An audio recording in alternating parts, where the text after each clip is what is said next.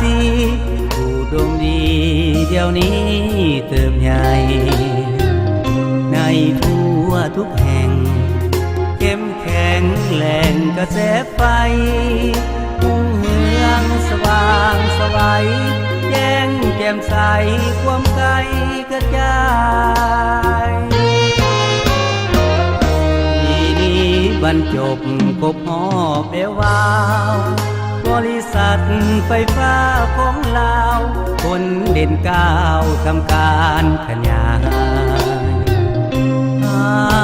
50 ปีผ่านพลังงานสู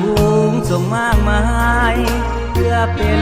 ท้ายตะข่ายเพิ่มให้หลายทับใช้ทันการยิ่งทวีคูณคำคูณสาเล่าทุกค่าจากความมืดดำกำตากลับมามีสุขสำราญอุตสาหกรรมคุณค่าล้ำหงจากโรงงานเป็นพลังส่วนใหญ่พื้นฐานได้ยาวนานเพื่อการสร้างสรรค์นอนแสงสว่างยังทางสดใสสาลาวสีวิไลสุขห้องใจใต้พักน้ำพา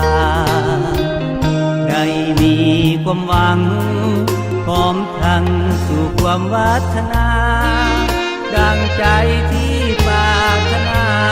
แสงไปงามตาใบหน้าเมือง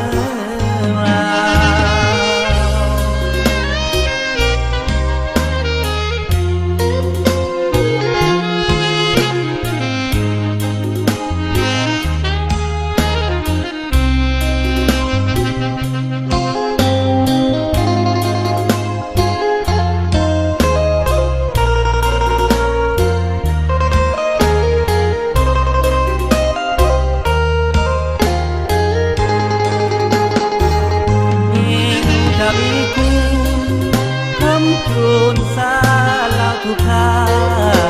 จากความมืดดำกำตากลับมามีสุขสำราญอุตสาหกรรม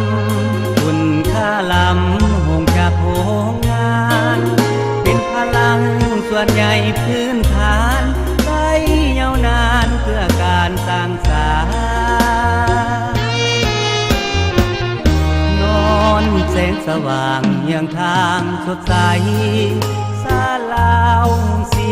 วิไลสุขห้องใจใต้พักน้ำพาได้มีความหวังพร้อมทั้งสู่ความวัฒนา